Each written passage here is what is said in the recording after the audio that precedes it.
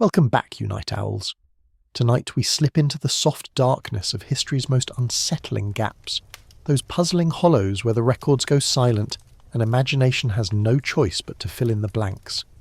You're already stretched out, pillow beneath your head, blanket tucked close, but don't relax too quickly, because we're sailing first into the biting winds of the North Atlantic, into a land where survival was always one bad harvest away from collapse, and where, centuries ago, an entire community simply vanished. And if you were standing there, feeling the icy gusts scrape your cheeks raw, you might find yourself whispering, "What happened to the Vikings of Greenland?" You probably won't survive this yourself.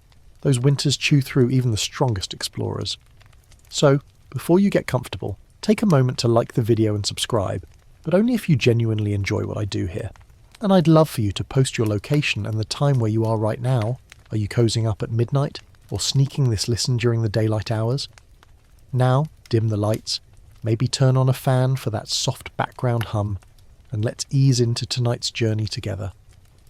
The air is damp with salt as you stand on the shore of Greenland, and the water stretches before you like a sheet of hammered steel. The year could be 985 when Eric the Red, banished from Iceland for too much trouble with neighbours, decided to call this cold rock Greenland. A marketing trick, really. Who would sail with him if he called it Icy Deathland? But Greenland sounded lush, hopeful, promising fields for hay and cattle. You picture yourself trudging after him, boots crunching across the frozen turf, thinking, he's overselling this real estate. Still, settlers came. They brought cattle, sheep, goats, and stubborn hearts. They cut turf blocks to build thick houses, warmed by smoky fires and the sour-sweet smell of dung fuel. For centuries they clung here at the edge of the known world. They raised families, traded walrus ivory with Europe, and carved simple crosses into rock. And then, like a candle pinched between two fingers, the settlements went dark. By the 1400s they were gone. Not conquered, not memorialized, just gone. You walk among ruins still visible today. Low stone walls half buried in moss, churches roofless beneath the northern sky. Sheep graze where once choirs might have sung Latin hymns. And you can't help but ask, along with generations of scholars, what made these people vanish? The straightforward explanation, the one you'd hear at a museum gift shop, is climate. Greenland's climate turned crueler during what we now call the Little Ice Age. Growing seasons shortened. The seas iced over longer, cutting off trade. Imagine trying to coax hay out of fields where snow lingers into June. The cows moan in hunger. You shovel frozen manure just to keep stalls clear, and each night you hear the wind scream like a living beast outside your walls. Little by little, you starve. But you can't let it end there, can you?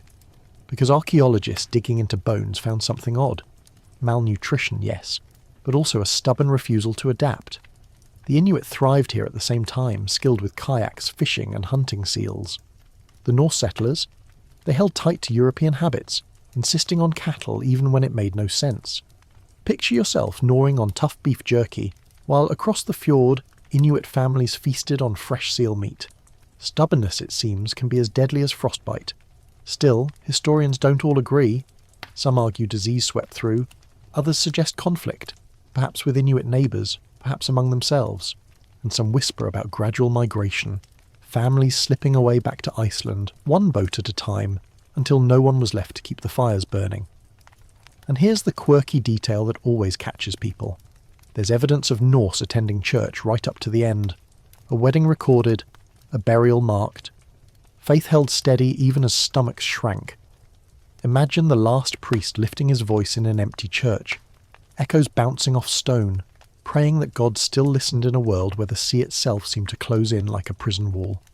Historians still argue whether the final collapse was a sudden catastrophe or a slow, weary fading. Did raiders sweep through in one terrifying night, or did the last family simply die quietly, their turf house roof collapsing into silence? No answer pleases everyone. Now, I promised you a bit of lightness too, didn't I? Picture those early settlers arriving with their cows. They'd sailed for weeks, seasick and cold, and the cows were seasick too, lowing miserably on the decks.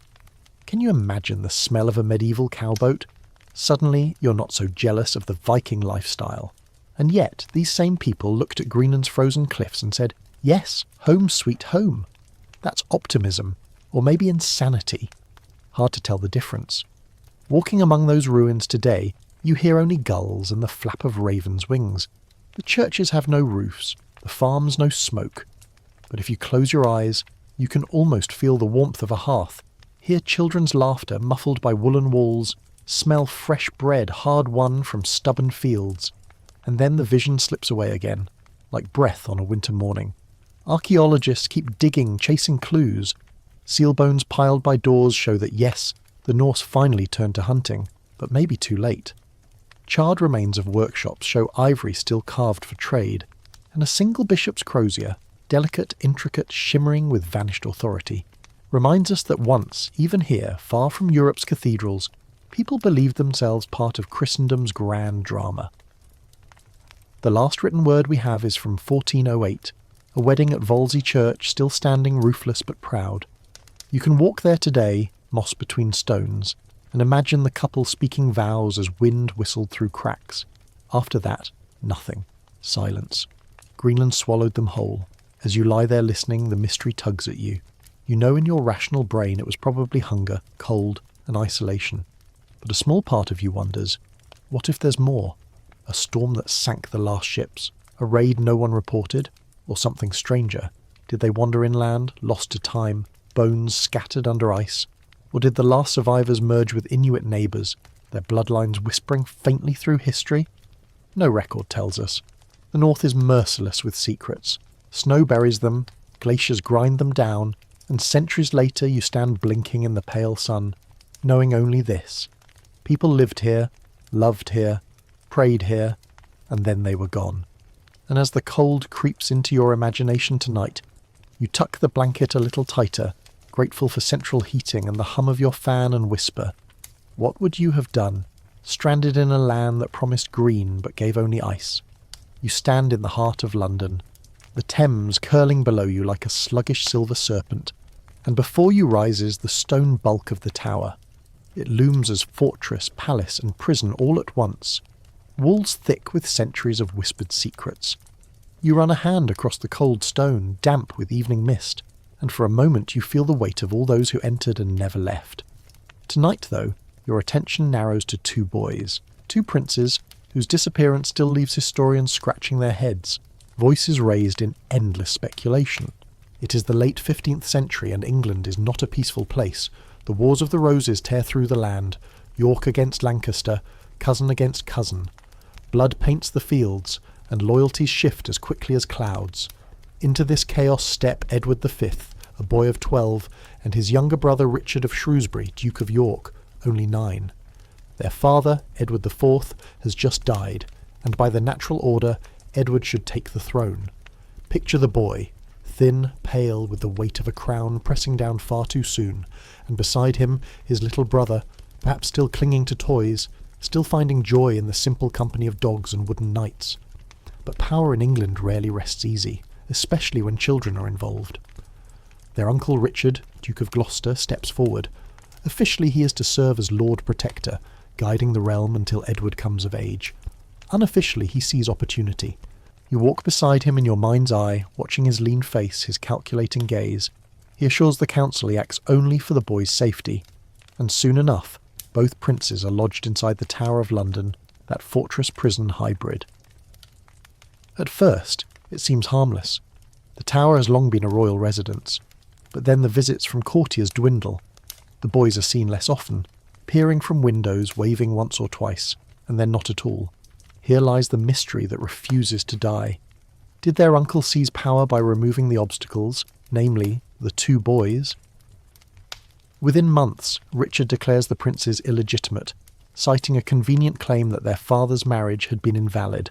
He crowns himself Richard III, and the princes, silence.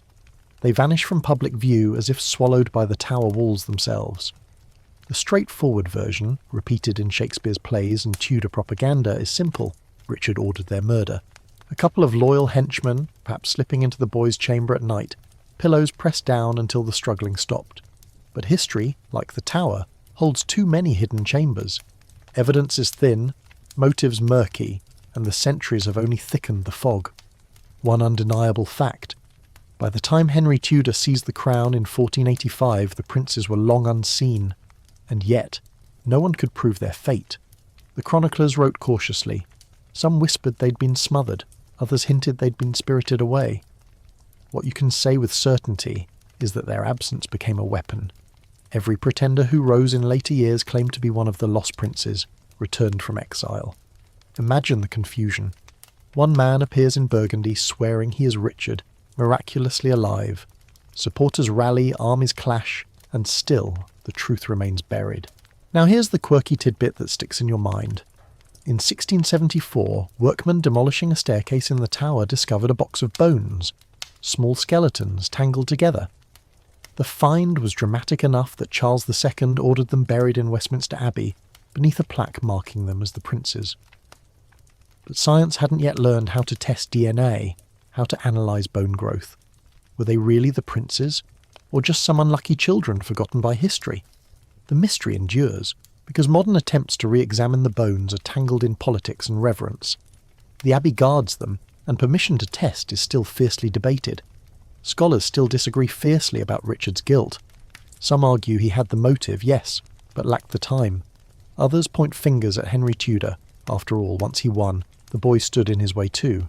Still others suggest the Duke of Buckingham, a man ambitious enough to carve his own path to the throne. Each theory offers shadows, none delivers light. You picture the tower at night, torchlight flickering against stone, the boys curled beneath rough wool blankets, voices hushed. Did they sense their fate closing in, or were they lulled into thinking this was just another stage of court life, another transition before the crown settled where it belonged? The thought stirs unease, a chill down your spine even as you lie safe in your room now. The tower itself is almost a character in this drama, isn't it? Its walls witnessed Norman kings, traitors' executions, whispered confessions. Ravens strut across its lawns, their wings black as secrets. The prince's story fits perfectly into its aura of dread.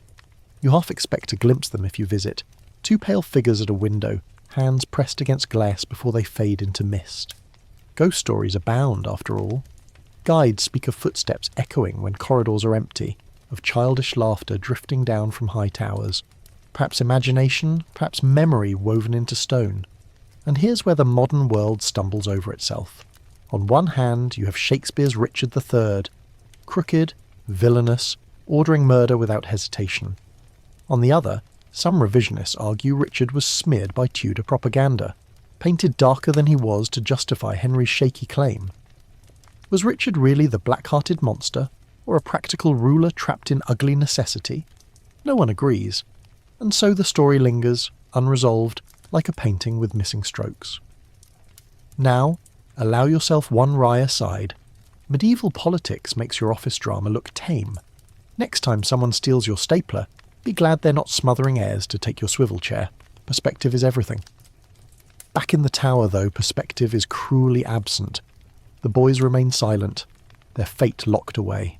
Some historians like to imagine a softer ending, that they escaped, smuggled out by loyalists and lived quiet lives under false names. It's a comforting thought, but history rarely gifts such fairy tale endings. The prince's disappearance has become more than an event. It is a mirror for how we see power, innocence, and betrayal.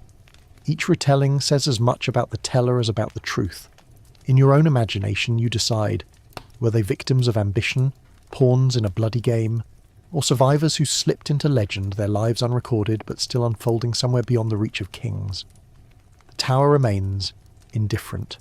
Tourists shuffle through, snapping photos. Guides tell stories, and somewhere in its chill walls the silence presses like centuries of snow. If you listen closely, lying there in your bed tonight, you can almost hear it, the hushed breath of children waiting for an ending that never came. The sea wind is still in your hair from Greenland, and the shadows of the tower still cling to your imagination, but tonight the trail leads elsewhere, into whispers of buried wealth, secret vaults, and vanished orders of warrior monks. You step into a medieval chapel where candle flames dance against stone, and you picture armoured figures kneeling in silence, heads bowed beneath white mantles marked with red crosses. The Knights Templar, warriors, bankers, pilgrims, guardians, and, if legends are true, keepers of a treasure so vast and so strange, that when their order collapsed, the world never stopped searching for it. Close your eyes and drift back to the 12th century. Pilgrims trudge dusty roads to the Holy Land, vulnerable to bandits. Out of this chaos rises a small band of knights who pledge poverty, chastity and obedience, dedicating their swords to Christendom's defence. At first, they're little more than volunteers camping in Jerusalem, their quarters supposedly in the stables near Solomon's temple. From that association comes their name, the poor fellow soldiers of Christ and of the Temple of Solomon.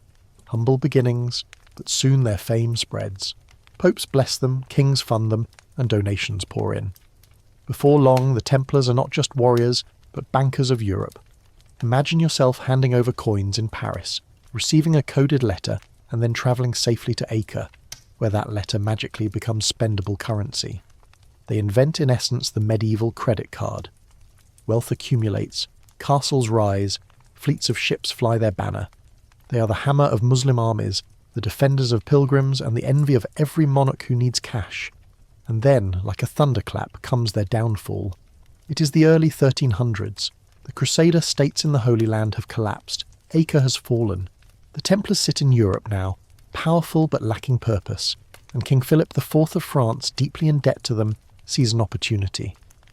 One Friday the 13th, yes, that's where the superstition takes root, he arrests scores of Templars at dawn. They're accused of heresy, blasphemy, spitting on crosses, worshipping strange idols. Torture rings confessions. The order is condemned. Their Grand Master, Jacques de Molay, burns at the stake, cursing Philip and the Pope to follow him to judgment. But what of their treasure? Here the fog thickens, and here your imagination stirs like a hound catching scent. On the eve of the arrests, some say the Templars' fleet slipped out of La Rochelle harbour, laden with chests of gold, relics, even sacred artefacts. Where did it go? To Scotland, hiding in Rosslyn Chapel? To Switzerland, seeding the banking system? To the New World, centuries before Columbus? Theories sprout like mushrooms after rain. And here comes your quirky tidbit. Some chroniclers claim the Templars guarded not just coins, but relics of immense spiritual weight. Perhaps even the Holy Grail itself, or fragments of the True Cross. One wild tale insists they unearthed the Ark of the Covenant beneath Solomon's temple. It's the sort of claim that makes sober historians sigh, but keeps conspiracy theorists awake at night. Meanwhile, historians continue to puzzle over the reality. Did the Templars even have a treasure beyond ledgers and lands? Records suggest much of their wealth was tied up in property, not easily whisked away. And yet, the sudden arrests did not seize mountains of gold, no vaults bursting with coins. Something, perhaps, was hidden. Or perhaps the very idea of treasure grew in the absence of proof, myth filling the vacuum left by silence. Picture yourself trudging up a misty Scottish hill. Some believe exiled Templars fled here, merging into local society, leaving cryptic carvings in Rosslyn Chapel's pillars, vines twisting in stone, angelic musicians frozen mid-song. Guides point out Masonic symbols, whispering that Freemasonry carries Templar secrets forward. Do you believe it, or just smile at the drama of it all? And then, the modern twist. During World War II, Nazis searched Europe for relics and treasures tied to the Templars. Indiana Jones may be fiction, but the obsession was real. Even now, documentaries retrace those steps, scanning beneath churches with radar, peering into forgotten vaults, hoping for a chest of gold stamped with the Red Cross. Nothing definitive, only tantalizing hints. Scholars still bicker about whether the Templars' end was truly about heresy, or simply about money. Were they guilty of secret rites, or victims of royal greed? The debate continues in academic journals, footnotes and heated conferences, but the romance of the story ensures the treasure remains alive in the public mind. You picture Jacques de Molay, flames licking his body, shouting curses at those who betrayed him. Around the fire, citizens murmur, fearful of divine retribution. Did he die knowing the treasure was safe, hidden far away?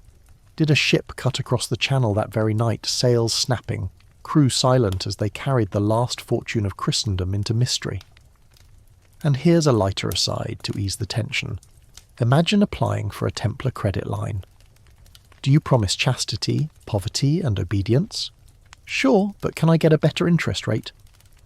Banking was never quite this dramatic again, yet you can't laugh it away entirely. The idea of a lost treasure gnaws at the mind. Treasure, after all, is never just gold. It is memory, power, myth. Perhaps the Templars' true hoard is the legend itself, an enduring narrative that still compels you, centuries later, to lean forward in the dark, ears pricked for clues. The ruins of Templar fortresses dot the Mediterranean, stones bleached by sun and sea. You stand in them in your imagination, your footsteps echoing in empty halls. Did gold once lie here, or only parchment, ledgers, and the weight of belief? No matter, the silence hums with possibility, and so the treasure of the Knights Templar remains one of history's unsolved riddles, a chest locked not with iron, but with mystery itself. Perhaps it never existed. Perhaps it lies beneath your very feet, under some unremarkable barn in rural France. Or perhaps the true treasure is this: the way the story lingers, dazzling, elusive, like candlelight that flickers even when the flame is gone. As you breathe slower, eyelids heavy, you realise the Templars' wealth has already worked its magic, not in coins, but in dreams. Tonight, you wander their halls, sail their ships, and hear the clang of their swords. And though the treasure itself remains hidden, you hold it in your imagination, and that may be the richest hoard of all. You open your eyes to a quiet library, the sort that creaks with dust and candle smoke, where the smell of parchment lingers like incense. The shelves are heavy with tomes, some chained to the walls, others lying open with Latin letters sprawling across them. But on a central table lies a book unlike any other, its pages fluttering slightly as though stirred by a breath of mystery. You lean closer, fingertips brushing the vellum, and see symbols that refuse to belong to any alphabet you've ever known. Curved, looping, almost playful letters march across the page, punctuated by sketches of plants that don't exist, diagrams of stars that don't match the heavens, and naked women bathing in pools connected by tubes like plumbing in some strange medieval spa. This is the Voynich manuscript, the book that should tell a story but instead whispers in gibberish, daring you to make sense of it. The manuscript's modern tale begins in 1912, when Wilfrid Voynich, a Polish bookseller with a knack for uncovering rarities, stumbled across it in an Italian villa. He recognised its strangeness instantly and carried it to the wider world. You can almost imagine him lifting it from a chest, heart pounding, thinking he'd found a key to alchemy or the lost wisdom of some forgotten order. The book bears more than 200 pages, each covered in ink and paint, and its style suggests a creation date somewhere in the early 15th century. But beyond that, silence. Its author remains as unknown as its purpose. Mainstream scholars catalogue its illustrations into sections: herbal drawings, astronomical charts, balneological, that's baths, if you're not in the spa business, cosmological diagrams, pharmaceutical jars, and pages filled with undeciphered script. The text flows like a natural language, with repeating patterns, roots, prefixes, and endings, yet no linguist has cracked it. If it's a code, it's an elegant one. If it's a hoax, it's the most committed prank in history. Picture yourself flipping to a page of green and blue plants. They sprout curling leaves, bulbous roots, improbable flowers. Some look almost familiar, like something you'd pluck from a meadow, until you notice details wrong in ways that make your eyes itch. A leaf bending at an impossible angle, a flower with petals curling inward like corkscrews. Did the illustrator invent these, or do they depict plants from another climate, another world? No one knows. Then you turn to the astronomical section. Round diagrams swirl with stars, suns, and zodiac signs. But the constellations don't quite match the sky you know. It's like someone describing your living room, but moving the furniture just enough that you keep bumping into corners. And there, the most debated images. Pages of nude women, plump and cheerful, frolicking in pools of green liquid, some perched on star-like wheels, others sliding down what look suspiciously like pipes. Scholars scratch their heads. Alchemy, fertility rituals, a medieval sketch of plumbing. One fringe theorist even suggested it's a women's health manual coded for secrecy. Imagine being the poor medieval gynecologist tasked with illustrating pipes and baths, while keeping a straight face, the quirky tidbit that always delights. In the 1960s, a team of codebreakers from the US National Security Agency, people who could crack wartime ciphers, took a stab at it. They emerged baffled. One report dryly noted that if it was a code, it was beyond 20th century techniques, which makes you chuckle. How flattering for a 15th century prankster, if prank it was. Historians still clash over whether the Voynich manuscript is genuine knowledge in disguise, an elaborate medieval cipher, or nothing more than a fantastical hoax designed to swindle a wealthy patron. Some argue it might be glossolalia, nonsense writing by someone convinced they were recording divine inspiration. Others claim it's an early constructed language, centuries before Tolkien dreamed up Elvish. The arguments heat up in conferences, each scholar defending their pet theory with the passion of someone fighting for inheritance rights. Now, lean closer to those looping letters. They look almost familiar, don't they? As though you might suddenly recognise a word. That's part of the manuscript's trick. It teases your pattern-seeking brain, making you think understanding lies just out of reach, like trying to remember a dream after waking. Fragments stick, but the whole slips away. Over the years, countless claims of decipherment have burst into headlines. Voynich solved, only to crumble under scrutiny. A botanist claims the plants prove it was written in Mexico. A linguist insists it's proto-Romance language. A computer algorithm suggests Hebrew in disguise. Yet no translation holds water. The book shrugs off each attempt, coy as a sphinx. And here's the comedic aside you've been waiting for. Imagine some monk sitting in his cell, giggling as he invents squiggly letters, muttering, "This'll keep them busy for centuries." He'd be laughing still, watching NSA cryptographers tear their hair out 500 years later, medieval trolling at its finest.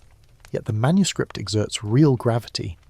Yale's Beinecke Rare Book Library guards it now, and scholars line up to peer at its pages under glass. Artists copy its illustrations, musicians compose inspired pieces, novelists weave it into plots.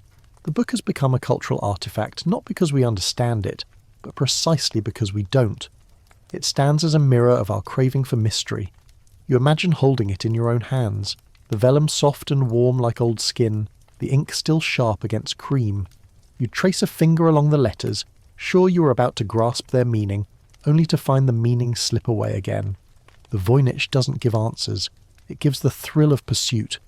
Some whisper that perhaps the book is meant to remain closed, that the act of not knowing is the true treasure. Others keep chasing, convinced that one day some clever grad student will stumble across the Rosetta Stone of Voynichese and crack it open like a walnut. Until then, it rests in twilight. As you drift further into this mystery tonight, you realise that maybe the manuscript's power lies in the way it unites everyone. Historians, cryptographers, dreamers, insomniacs like you, around the same unsolvable puzzle. In a world that craves answers, here is a riddle that simply smiles and stays silent. And so, you let your eyes close, picturing those frolicking women in green baths, those impossible plants, those stars that don't belong to our sky. You feel the weight of centuries lean close and whisper in a language only dreams understand. The sun lowers across an English countryside, painting the fields gold, and you find yourself walking along the rolling hills of Suffolk. The hedgerows hum with insects, the scent of freshly cut hay lingers in the air, and everything feels ordinary, until you stumble into a story that is anything but. Imagine a medieval village. Woolpit, sometime in the 12th century. Farmers bend to their ploughs, children chase each other in the dust, bells toll from a modest church. Then one afternoon, out by the wolf pits, deep traps dug into the ground to snare dangerous beasts, two children appear. A boy and a girl dressed in unfamiliar clothes, speaking a language no one recognises, and most startling of all, their skin glows with a greenish hue, as if spring itself had seeped into their veins. That is the tale that still puzzles historians today. The chroniclers, Ralph of Coggeshall and William of Newburgh, sober churchmen not known for wild flights of fancy, recorded it in their histories. They describe villagers finding the pair dazed and frightened, unwilling or unable to speak in English, their clothes woven in an unknown fashion. The villagers coax them with food, but the children refuse all bread and meat. Only raw beans pulled from the stalk pass their lips. Picture the villagers exchanging baffled glances, strangers with green skin who eat only beans, surely a sign of something uncanny. In time, The boy weakens and dies, but the girl survives. Slowly she learns English, and when she speaks, she offers an explanation that only deepens the mystery. She says she and her brother came from a land of perpetual twilight, where everything shone green, and where the sun never rose. She explains they heard a great bell, followed its sound into a cave and emerged here, blinking in the harsh daylight of Woolpit. It's a story that feels more like fairy tale than history, and yet it is written down by chroniclers who normally dealt in wars and kings. Mainstream scholars propose naturalistic explanations. Perhaps the children were Flemish orphans displaced by conflict, speaking their native tongue and mistaken for strangers. Their greenish tint? Possibly chlorosis, a form of anemia caused by malnutrition, once nicknamed the green sickness. After a diet of beans and better food, the girl's colour returned to normal. It seems tidy, sensible, but somehow it doesn't satisfy, does it? Because here's your quirky detail. The girl supposedly described her homeland not just as dimly lit, but as existing in another world entirely separated by a river of light. She insisted Woolpit was not just foreign, but otherworldly. It sounds less like anemia, more like a portal fantasy written centuries before Lewis or Tolkien. Did the children step through some hidden passage, or was their tale a desperate metaphor for exile and loss? Historians still argue whether the story is folklore dressed as fact or fact embroidered into folklore. You wander through Woolpit today, yes, the village still exists, though wolf pits are long gone, and see a quiet green. A modern sign welcomes visitors with two painted green children, proud mascots of local mystery. Standing there, you imagine the 12th century farmers leaning on their hoes, staring in disbelief at two children who look like no one else. Their shock becomes yours across centuries. Some fringe theories soar further. Perhaps the children were visitors from another planet, their green skin hinting at alien origins, or perhaps they slipped sideways through dimensions, wanderers from a parallel Earth locked in twilight. These ideas have little evidence, but they capture imaginations, fueling books and documentaries. After all, every village has peasants and beans, but not every village produces green children. A little humour to lighten your bedtime walk. Imagine the villagers bringing out dish after dish, desperate to feed the kids. Roast mutton, number. Honey cake, number. Beans, finally, yes. If you've ever been a picky eater, you understand the frustration. They'll starve unless we find beans. Becomes the medieval equivalent of my kid will only eat chicken nuggets. But jokes aside, the story refuses to fade. The chroniclers were serious men, not prone to fairy tales. Why record such a bizarre tale unless they believed it bore some truth? Did they hear it from villagers firsthand, or was it already shaped into legend by the time ink touched parchment? That gap between event and record leaves room for speculation. Archaeologists find no physical evidence of the children, no graves, no artifacts of alien cloth. Yet the story lingers, stronger than stone. Historians wrestle with whether the chroniclers exaggerated, misunderstood, or faithfully preserved an encounter with the uncanny. Some argue the tale symbolises the arrival of outsiders into tight-knit medieval communities, the way strangers were often seen as literally otherworldly. Others suggest it reflects deeper folk memories, myths of fairy folk, of lands beneath the hills where time flows strangely. As you listen tonight, lying warm beneath your blanket, you can almost see the children. Thin, green-tinted, blinking against the light, clutching each other's hands in fear. You imagine the girl's voice, halting in broken English, speaking of her dim homeland. A shiver runs along your spine, because whether real or not, the image carries weight. Innocence stranded in a world that doesn't quite fit. Historians still debate whether Woolpit's story should be read as fact, metaphor, or pure legend. The arguments loop endlessly, much like the girl's tale of rivers of light. And perhaps that's the point. Some mysteries endure not because they resist explanation, but because they feed something deeper, a yearning for contact with the unknown. So when you drift off tonight, imagine yourself at the edge of that wolf pit, peering down as two green children climb out, wide-eyed and trembling. Do you see lost orphans, sickly exiles, or emissaries from a twilight world? Close your eyes and let the question hum in the dark. The bells of Strasbourg toll in the sticky heat of summer, July 1518, and you wander narrow cobbled streets where the air smells of sweat, bread and horse dung. Merchants call from stalls, children chase dogs, nuns pass with heads bowed.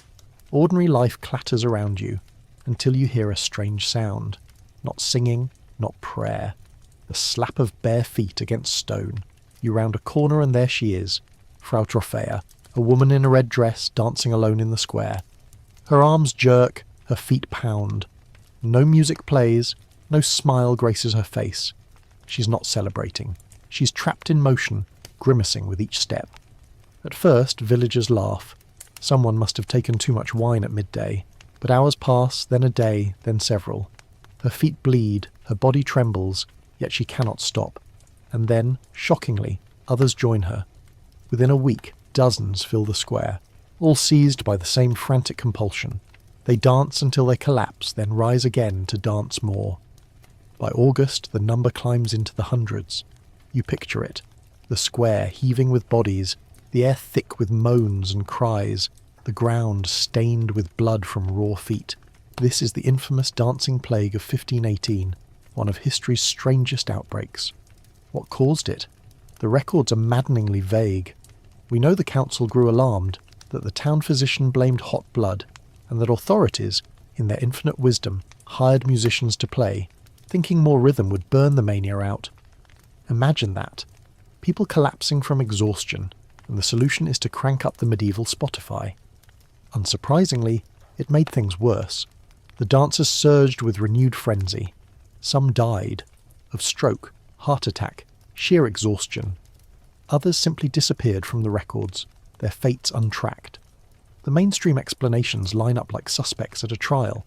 Some point to ergot poisoning, bread contaminated with fungus from rye producing hallucinations and convulsions. Others favour mass psychogenic illness, hysteria triggered by stress. The summer was hot, famine loomed, disease stalked the city. Life was hard, death was close, and perhaps the mind broke loose in collective frenzy. Yet none of these theories quite fit. Ergot causes violent spasms? Yes, but sustained coordinated dancing? Psychogenic illness explains mass outbreaks, but hundreds dancing for weeks stretches credibility. Historians still cannot agree. Here's the quirky tidbit that keeps the tale vivid. The city council, panicked, eventually built a stage by the cathedral to corral the dancers, complete with musicians to guide the mania. Picture that, an open-air dance floor of suffering, sanctioned by civic decree. The plague became performance, as though misery could be managed by turning it into spectacle. It's half tragic, half absurd. As you wander Strasbourg in your imagination, you see crowds gawking, merchants complaining that trade is disrupted, priests muttering that God's wrath has descended. Some whisper of curses cast by saints angered at the city's sins. Others murmur about demonic possession. Even today, a small plaque marks the story, though modern Strasbourg prefers its reputation for wine and Christmas markets to the memory of twitching mobs. One aside, to keep you smiling in the midst of this grim tale, next time you complain about a song stuck in your head, be grateful it doesn't last a month and kill you. The medieval version of That One Tune You Can't Stop Humming was far deadlier. But seriously, the dancing plague wasn't an isolated event. Records describe similar outbreaks in medieval Europe. Dancers in Aachen in 1374, in Cologne, in Metz. People swayed, leapt, screamed, claimed visions, collapsed in fits. The Strasbourg episode was simply the most notorious. Some link these to saint, Vitus's dance, a term blending medical and spiritual, suggesting both illness and divine punishment. Pilgrims flocked to shrines of saint, Vitus, hoping for relief. Archaeologists and historians scour records, but the truth wriggles away like smoke. Perhaps it was stress exploding into communal mania. Perhaps poison twisted bodies into rhythmic seizures. Perhaps ritual played a role, ancient pagan rites bubbling under Christian surface. Whatever the cause, the image persists. Hundreds of men and women, unwilling marionettes, pulled by invisible strings until their bodies gave out. And here lies the fascination. We moderns like to imagine ourselves beyond such madness. Yet watch a crowd at a concert, thousands moving in unison, swept by rhythm and light. Watch a viral craze on social media, millions copying the same dance in kitchens and bedrooms. The compulsion to move together lingers. The difference, thankfully, is that you get to stop when you want. Historians continue to debate fiercely, their arguments as energetic as the dancers themselves. Was it a disease, a psychological epidemic, or a social ritual misunderstood by later chroniclers? No consensus emerges. The dancing plague remains suspended between categories, too strange for science to pin down, too well attested to dismiss. Close your eyes now and hear the square of Strasbourg again. The drumming feet, the gasps, the cries. See the faces twisted in pain and ecstasy, bodies slick with sweat, feet raw and bleeding. The sun beats down, bells toll, fiddles scrape, and the dancers whirl as though the world itself had gone mad. And then imagine the silence after it ended. Streets empty, only the echo of feet on stone and the bewildered relief of those who survived. The mystery endures not because we lack theories, but because each fails to fully explain what happened. It is a story too strange, too human, too haunting. And so tonight, as you drift into sleep, your own toes twitch beneath the blanket. Was that a dream, or the faint tug of rhythm carried across centuries? Better hope it was only a dream. The night grows heavier as you follow me down a darker lane of history, one littered with bones. The year is 1347, and ships drift into Sicilian harbours, their sails slack, their crews silent. Dockworkers climb aboard and recoil. The sailors lie dead or dying, their bodies marked with swellings the size of apples, their breath rattling. Rats scurry, fleas bite, and from these ships the Black Death, known then as the Great Mortality, spills into Europe like a tide of horror. Over the next few years it will kill perhaps a third to a half of the continent's population. It is one of history's defining catastrophes, and yet, unsettlingly, its exact origins remain shrouded in mystery. You imagine yourself walking medieval streets as the plague advances. The air stinks of decay, carts rumble with bodies piled high, and priests chant funerals without pause. Panic thrums in every heart. Some flagellants march barefoot, whipping themselves to appease God. Others flee, abandoning families. Still others feast recklessly, certain tomorrow will never come. The world, people whisper, is ending. The straightforward account blames Yersinia pestis, the bacterium carried by fleas on black rats, transmitted through bites, and later through human breath. That's the story you are probably taught, neat and plausible. But when historians and scientists dig deeper, puzzles emerge. Why did the plague spread so fast, faster than rats and fleas usually allow? Why did some regions lose whole villages while others escaped with fewer losses? And why do records describe not just buboes, but bloody coughs, rashes, and sudden death, hinting at multiple forms of illness? Here's a mainstream fact to anchor you. Genetic analysis of plague pits confirms Yersinia pestis was present. DNA traces lie in the teeth of skeletons from London, Barcelona, and beyond. So yes, the bacterium played a role, but the story refuses to stay that simple. Because here's the quirky tidbit. Some scholars argue the plague might have arrived not on rats, but through marmots of Central Asia, spreading via the Silk Road. Others note that rats in medieval northern Europe were scarce, suggesting fleas jumped species to humans more directly. And then there's the unsettling possibility that other diseases rode along. Viral hemorrhagic fevers, anthrax, or something now extinct. Imagine a microbial cocktail, invisible but ruthless, swirling through markets and monasteries. And historians still argue whether climate played a part. Tree rings suggest unusual weather patterns in Asia before the outbreak. Cold snaps, then droughts, forcing rodents out of burrows and closer to humans.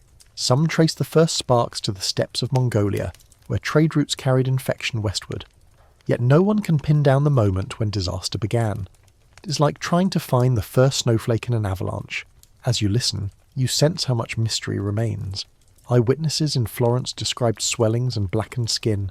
Chroniclers in England reported victims dropping dead in the street. No buboes at all. In some places, families lived untouched amid devastation. Was it luck, genetics, or differences in the strain? Even modern science cannot fully explain the plague's patchwork pattern. One aside for levity. Because your dreams deserve at least a chuckle, medieval doctors tried cures that range from sensible to absurd. They recommended sitting between two roaring fires to sweat out disease, rubbing onions on boils, or, my favourite, carrying a dead toad around your neck as a protective amulet. Picture yourself explaining that at the office. "Oh, this! Just my plague toad. Keeps me healthy." Still, humour can't mask the devastation. Monasteries emptied, entire villages abandoned, fields overgrown. Labour shortages reshaped economies, giving peasants bargaining power. Art and literature darkened, skulls and skeletons marching across frescoes.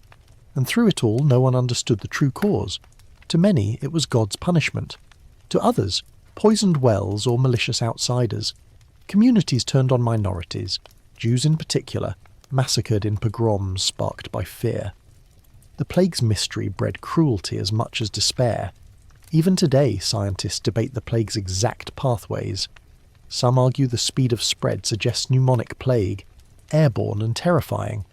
Others point to flea to human transmission. Still others wonder if we are chasing the wrong culprit entirely, if another pathogen vanished from history after wreaking havoc. The arguments rage in journals and conferences, voices as heated as they are centuries removed. You walk now through a plague pit uncovered in London, rows of skeletons stacked hurriedly, rosaries still clasped in bony fingers. DNA tests whisper one story, chronicles another. The bones are silent, yet their silence shouts. And here's the strangest thought of all. The Black Death's origins might remain forever unknown. Unlike modern pandemics, we cannot swab a throat or trace patient zero. We are left with fragments, bones, diaries, weather patterns. And the fragments refuse to assemble into a single picture. So as you lie in your bed, heart steady against the hum of your fan, imagine yourself as a medieval villager hearing rumours of a sickness advancing mile by mile. You cannot see the bacterium, cannot understand the cause. You only know that death is coming, swift and unseen. The mystery that baffled them still lingers now, centuries later. And maybe that's the most chilling part, that even with all our science, some questions remain unanswered, and history keeps its secrets close. The night carries you farther, from plague pits and pestilence into the glittering haze of myth. You hear the clank of armour, the echo of hooves, and a voice in the distance calling, "Seek the Grail!" Yes, tonight you walk among knights, monks and dreamers, all chasing a single elusive relic, the Holy Grail. Was it a cup, a stone, a book, or simply a story spun around candlelight? No one can say for certain, and that is what makes it one of the Middle Ages' most enduring mysteries. You step first into the court of King Arthur, at least as storytellers imagine it. The Grail legend takes root in the 12th century, when French poet Chrétien de Troyes penned tales of knights venturing forth to find a wondrous vessel. Later, Wolfram von Eschenbach expanded the saga, and before long the Grail became the centrepiece of medieval romance. Picture a great hall, tapestries on the walls, a round table gleaming with candlelight, and a bard's voice rising as he describes a procession, maidens carrying strange objects, and among them the Grail itself shining with mystery. What was it? The mainstream version presents the Grail as the cup Jesus used at the Last Supper, later catching his blood at the crucifixion. It is sacred, powerful, and whoever finds it gains divine favour, but the tales twist. Some describe it not as a cup, but as a dish, a stone, even a book of secrets. In Wolfram's version, it is a stone fallen from heaven, sustaining knights with endless nourishment. Each retelling reshapes it, like clay passed from one storyteller to the next. And here's a quirky tidbit. In some medieval accounts, Joseph of Arimathea carries the Grail to Britain, planting Christianity's seeds on that distant isle. This explains why British monks in later centuries were eager to claim they guarded the relic. Glastonbury Abbey, for instance, whispered that its well held the Grail's water, its red tint proof of holy presence. Pilgrims flocked there, cups in hand, desperate for a taste of miracle. Scholars still argue whether the Grail legend sprouted purely from Christian devotion, or whether they drew on older Celtic myths. Cauldrons that provided endless food, vessels that healed the wounded. Was the Grail an imported relic or a reworked pagan symbol? The debate continues, each side convinced the other misses the point. Perhaps both are true, the stories weaving together like roots of different trees tangled underground. The Grail, elusive as ever, slipped easily into politics too. Medieval kings longed to connect themselves with its aura. Imagine the prestige, not only ruling by sword and crown but by divine cup. Chroniclers obligingly spun tales, blending relic with royalty, and ordinary folk clung to the idea that somewhere, hidden in a chapel or cave, was a vessel that could heal sickness, end hunger, or bring God's grace close enough to touch. Now, a light-hearted pause before the solemnity drowns us. Picture medieval knights on their grail quests, riding through rain, mud and forests, armour squeaking, all for the promise of one magical dish. You can almost hear one muttering, "We've been on this road for 3 months, Jeff, and I'm starving. If this thing doesn't at least come with stew, I'm quitting." The legend's power is immense, yes, but the reality of questing probably included a lot of soggy bread and grumbling. Back to the mystery. The Grail became not just a religious relic, but a symbol of ultimate pursuit, the unreachable goal. Monks copied tales of it, troubadours sang of it, and pilgrims dreamt of stumbling upon it. Yet no one ever produced the object itself. Relics proliferated in the Middle Ages. Every church claimed bones of saints, shreds of the true cross, thorns from Christ's crown, but the Grail, always out of reach, too sacred or too secret to display. Centuries later, the Grail still inspires. Templars were rumoured to guard it, secreted away with their vanished treasure. Alchemists sought it, hoping it was the same as the Philosopher's Stone. Modern novels and films turn it into the ultimate prize, chased across deserts and cathedrals. Its story has outlived kings, empires, even religions in their medieval form. Historians continue to disagree about its origins. Some insist it was purely literary, born in the minds of poets. Others argue for kernels of truth, perhaps a real cup given layers of symbolism until the artifact vanished into legend. No scholar has settled it, and likely none ever will. The Grail resists resolution, slipping from hand to hand like water through fingers. Picture yourself in a medieval cathedral at night, candles flickering. A monk whispers to you that in a hidden chamber beneath stone lies the Grail. You follow him, your heart hammering, only to find an empty niche, the relic gone, or perhaps never there. That is the Grail's power, the chase itself, the belief that something more lies just beyond reach. And as you drift under your blanket tonight, eyes heavy, you realise the Grail has already done its work on you. You sought a story, and it gave you wonder. You craved mystery, and it offered centuries of unanswered questions. Perhaps that's the truest Grail of all. Not a cup, but the endless quest that keeps your imagination alive. The forest grows thick around you, the smell of damp earth heavy in your nose, shafts of sunlight piercing through green leaves like spears of gold. Birds chatter overhead, and in the distance you hear the twang of a bowstring. You turn, and there he is, or at least the man you expect.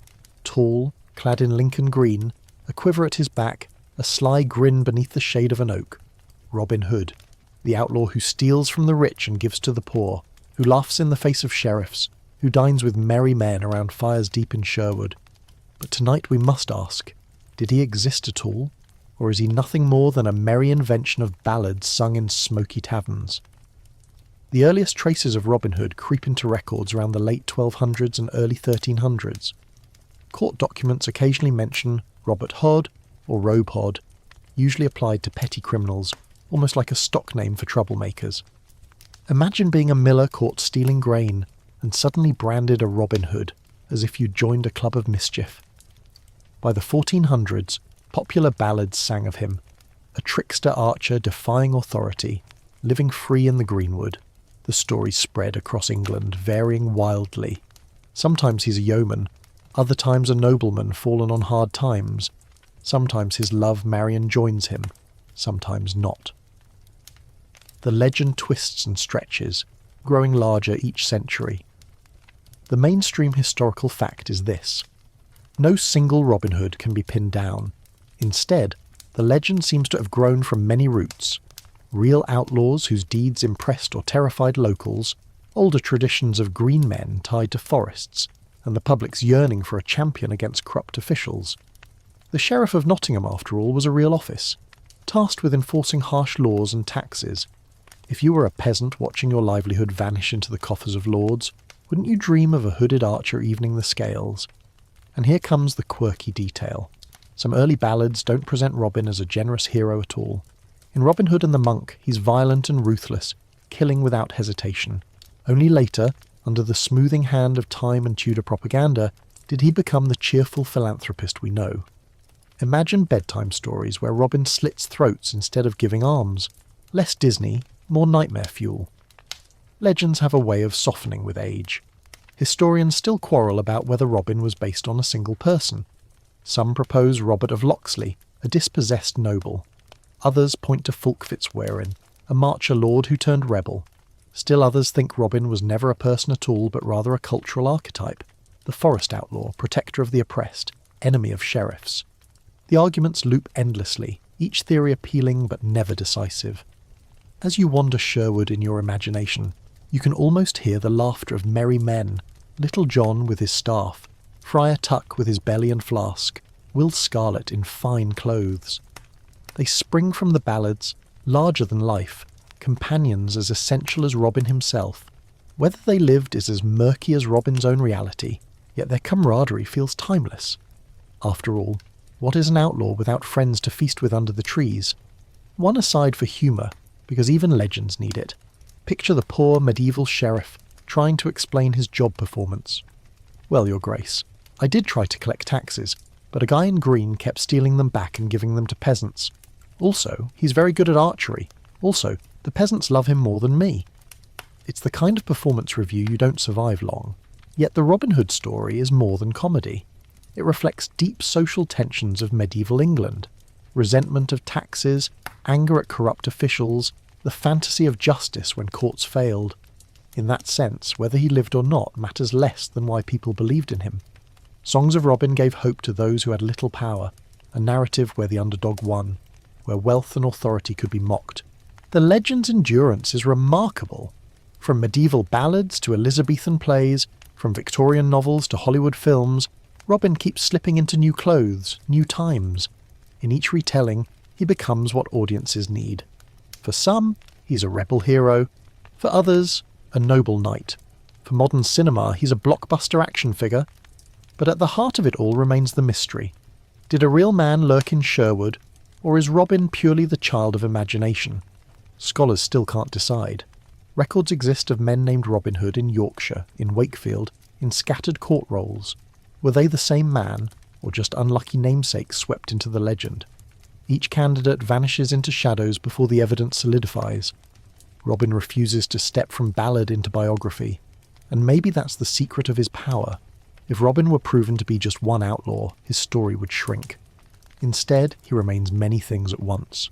Rebel, thief, hero, murderer, philanthropist, symbol. Each generation remakes him, and each child still dreams of drawing back a bowstring beneath green leaves, the sheriff's wealth spilling into hungry hands. So as you close your eyes tonight, picture yourself in Sherwood, the fire crackling, mugs of ale passing hand to hand, laughter echoing through the oaks.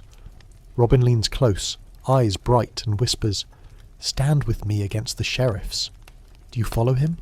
Or do you wake, safe in your bed, letting the mystery linger like an arrow vanishing into the night sky?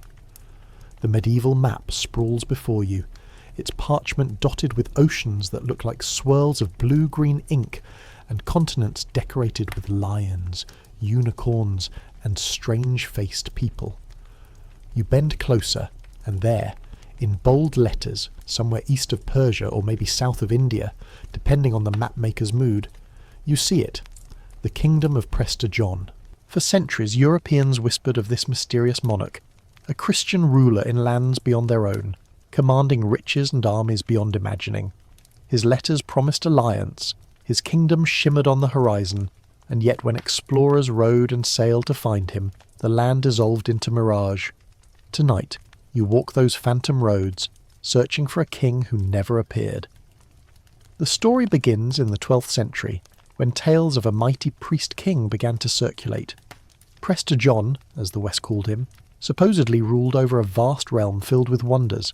He was Christian, but far removed from Europe. His throne stood somewhere in the exotic East. Some said India, others Persia, others Ethiopia. His kingdom, so the stories claimed, overflowed with gold, gems, and spices. Rivers ran with milk and honey, griffins guarded mountains, and the king himself wielded wisdom and virtue unmatched. One mainstream fact: a letter attributed to Prester John appeared in Europe around the 1160s. Written in florid Latin, it described his land as a paradise of plenty, where no poverty existed, where giants and Amazons lived side by side, and where the gates of paradise itself stood nearby. The letter circulated widely, copied by monks, read by kings, taken seriously by popes. Imagine yourself a medieval reader, eyes wide as you scan the script, a faraway Christian ally, powerful enough to crush Islam and support Christendom's struggles in the Crusades. Hope leaps in your chest. But here comes the quirky tidbit. The letter mentions curious creatures, dog-headed men, horned people, and a fountain of youth. Clearly whoever wrote it had a taste for medieval travel gossip, and yet it was copied as fact, not fantasy. Even emperors took it seriously. Frederick Barbarossa supposedly sent envoys east seeking this marvellous king. They never found him, but the dream persisted. Historians still wrestle with the origins of the myth. Was the letter forged by an opportunistic cleric to inspire crusaders? Was it a confused report of real Christian kingdoms in the east, such as the Nestorian communities scattered across Asia? Or was it pure legend, spun from the longing of a Europe desperate for allies in its holy wars? The debate has never ended. As centuries rolled on, the location of Prester John's kingdom shifted like sand. When Asia proved unyielding, explorers pointed to Africa. Ethiopia, with its ancient Christian church, seemed to fit. Envoys from Ethiopia even visited European courts in the 15th century, fueling belief that perhaps Prester John was the Negus of Abyssinia. But the timelines and traditions didn't align neatly, and the figure of Prester John remained slippery. Picture yourself on the road with Marco Polo. He hears rumours of Christian kings in distant lands, stories of priests and rulers blending into myth. Or imagine Portuguese sailors rounding Africa, hoping each new harbour might be Prester John's domain. Always they find kingdoms rich and complex, but none match the extravagant letters. Still the hope burns. If only Prester John could be found, the balance of power in the world would tilt toward Christendom. Now, let's laugh a little at medieval gullibility. Imagine today receiving a random email. Greetings, I am King Prester John of a faraway land. I possess rivers of jewels and wish to ally with you. Most of us would hit spam. Medieval Europe, however, copied the letter reverently, sealed it with wax and dispatched embassies. Proof that human beings have always been susceptible to scams, whether by parchment or email, but don't be too harsh. The legend reveals Europe's hunger for connection, for reassurance it wasn't alone. In a world where Muslims controlled Jerusalem and Mongols thundered across Asia, the thought of a powerful Christian ally somewhere out there gave courage. Prester John was less about geography and more about psychology, the fantasy of rescue, the dream of comradeship across oceans. And here's where historians still debate passionately. Some suggest Prester John represents the West's projection of hopes onto the East, a mirror of desires rather than a real person. Others argue fragments of truth lie beneath, accounts of Nestorian bishops in Asia, echoes of Ethiopian emperors, distorted through rumour until transformed into myth. Which interpretation is right? The fight continues. You wander now into a medieval cathedral where stained glass glows. A panel depicts Prester John enthroned, crown gleaming, sceptre in hand. He looks as real as any king, yet he is ink and glass only. For pilgrims gazing upward, though, he was hope embodied. And what of the explorers who sought him? Imagine the disappointment of Portuguese sailors realising Ethiopia was real, Christian, but not the paradise of Prester John's letter. Or the frustration of Mongol envoys meeting Europeans, bewildered at being mistaken for allies of a phantom king. The search ended only when the world became too well mapped to hide him any longer. By the 17th century, Prester John faded into folklore, a relic of wishful thinking. Yet his shadow lingers. Novelists resurrect him. Fantasy writers borrow his image. Conspiracy theorists weave him into secret histories. The idea of a hidden kingdom of wonder never really dies. So tonight, as you close your eyes, picture yourself scanning a medieval map by candlelight. Beyond the edges, where dragons and sea serpents writhe, lies a land you yearn to believe in. A kingdom of justice, wealth, and faith, ruled by a king who writes letters across oceans. You know it may not exist, but still you hope. And maybe that's the true heart of Prester John. Not a man of flesh and blood, but the human need to dream that someone somewhere will come to our aid. The road narrows into cobblestones, the air scented with smoke from hearths, and you find yourself in a German town beside the Weser River. The year is hazy, somewhere in the late 13th century, and the bells of Hamelin chime faintly in the distance. Children's laughter drifts from doorways, a cheerful sound that will soon vanish into silence. Because this is where one of the strangest medieval mysteries unfolds, the story of the Pied Piper, a brightly clad stranger who led away the town's children, leaving behind only grief and questions that still echo more than 7 centuries later. The tale begins, as many do, with rats, or so later versions claim. The town of Hamelin suffers a vermin infestation, swarms of whiskered scavengers gnawing grain and biting infants in their cradles. Into this crisis strides a man in multicoloured clothes, piping a tune on a strange flute. He promises deliverance. The townsfolk agree to pay, and he sets to work. With eerie ease, he charms the rats into following him down to the river, where they plunge in and drown. Problem solved. But when the townspeople refuse to honour their bargain, the piper returns. This time he plays his tune not for rats, but for children.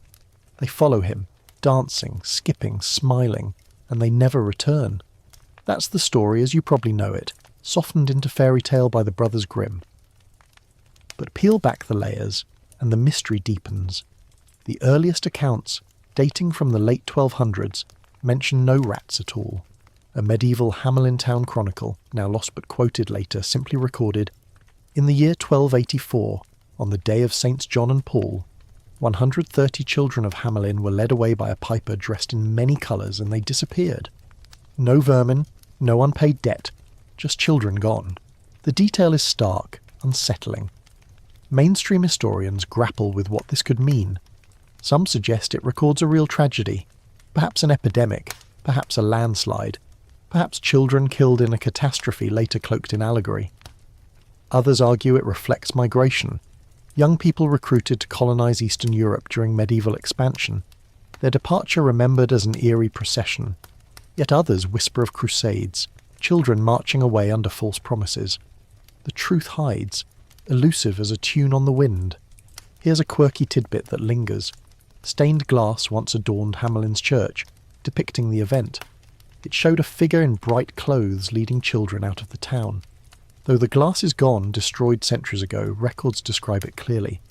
The people of Hamelin did not think of the story as legend. They thought of it as history, etched into holy windows.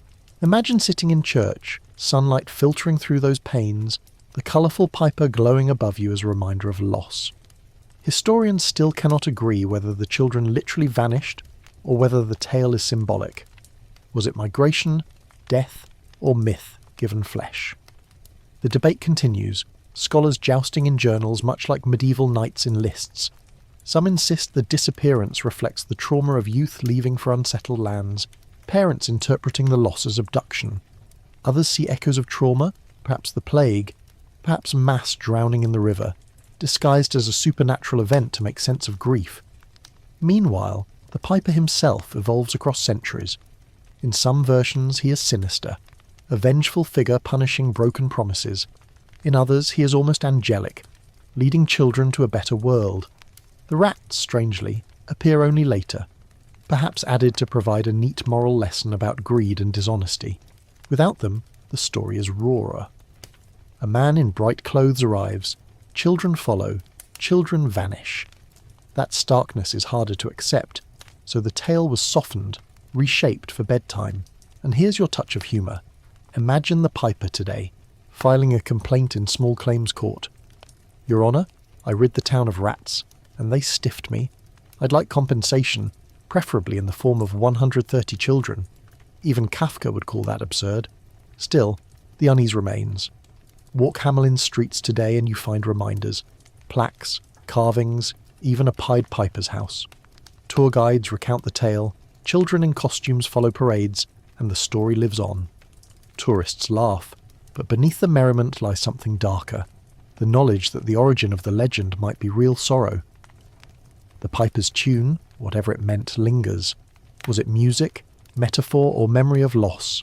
Perhaps the people of Hamelin watched helplessly as their children marched eastward, their small feet raising dust never to return. Or perhaps it was more sudden, disease, death, catastrophe, so inexplicable it became legend. And so tonight, as you drift into drowsiness, you can almost hear the faint notes of a flute. The melody is sweet, but something in it warns you not to follow. You find yourself climbing the rocky slopes of southern France, the sun glaring off limestone cliffs, cicadas buzzing in the hot air. At the summit stands a ruin. Montségur, once a proud fortress, now only jagged walls against the sky. Wind whistles through empty windows, carrying faint echoes of hymns long silenced. This was the stronghold of the Cathars, a medieval Christian sect whose beliefs so unsettled the church that it launched a crusade not across oceans, but right here, against fellow Europeans. By the 14th century, the Cathars were nearly annihilated, their faith wiped from the record. And yet, fragments remain, enigmatic enough that historians still cannot quite piece together what the Cathars truly believed. Step back into the 12th century.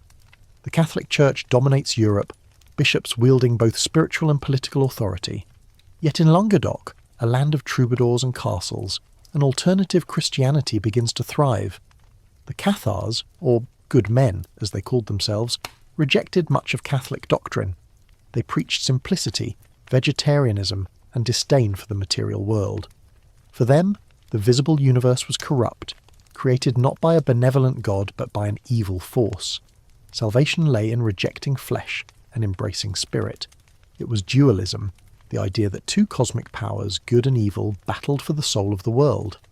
One mainstream fact anchors their story. The Cathars rejected the authority of the Pope. That alone was enough to paint a target on their backs. But they went further. They denied the sacraments, scoffed at the cross as a symbol of suffering rather than redemption, and insisted priests should live in true poverty.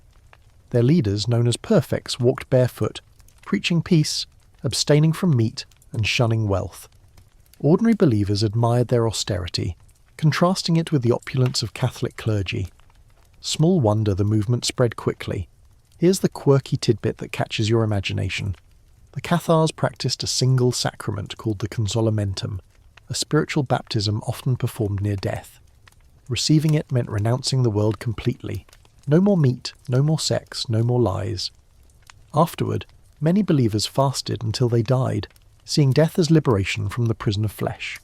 It is a startling practice, equal parts devotion and despair, that leaves modern readers wide-eyed. Historians still argue fiercely over the precise shape of Cathar belief. Was it truly influenced by ancient Gnosticism, imported along trade routes? Or did medieval critics exaggerate and distort it to justify persecution? Much of what we know comes from inquisitors' records, interrogations under threat, not exactly neutral reporting. Were Cathars truly radical dualists, or did the Church paint them in darker colours to rally support for their destruction? The debate endures. What is clear is the violence that followed. Pope Innocent III called for a crusade against the Cathars in 1209. Armies of northern French nobles marched south, banners flying, and unleashed devastation. Towns burned, thousands slaughtered. At Béziers, when asked how to distinguish heretics from faithful, the papal legate supposedly declared, "Kill them all, God will know his own." Whether the words are exact or legend, the massacre was real. Blood ran through the streets, and the Cathars' fate grew grim. Montségur became their final refuge. In 1244, after a long siege, the fortress fell. More than 200 Cathar believers who refused to renounce their faith were burned together in a great pyre at the mountain's foot. You can almost smell the smoke, hear the chanting, feel the resolve of those who chose fire over compromise. The site is still called the Field of the Burned. It stands as a haunting memorial to conviction and destruction. And here's a moment of levity. Dark, yes, but human. Inquisitors catalogued Cathar sins with such detail that sometimes their notes read like bureaucrats tracking sheep, not souls. Imagine monks hunched over parchment, quills scratching. Subject denies baptism, subject refuses meat, subject claims world made by evil God. It's the dull paperwork of a deadly enterprise, proof that history's horrors often arrive with paperwork attached. After Montségur, the Cathar faith dwindled. The Inquisition hunted survivors, pressing them to recant. Manuscripts vanished, rituals forgotten. By the early 14th century, the sect was gone, or at least so the Church believed.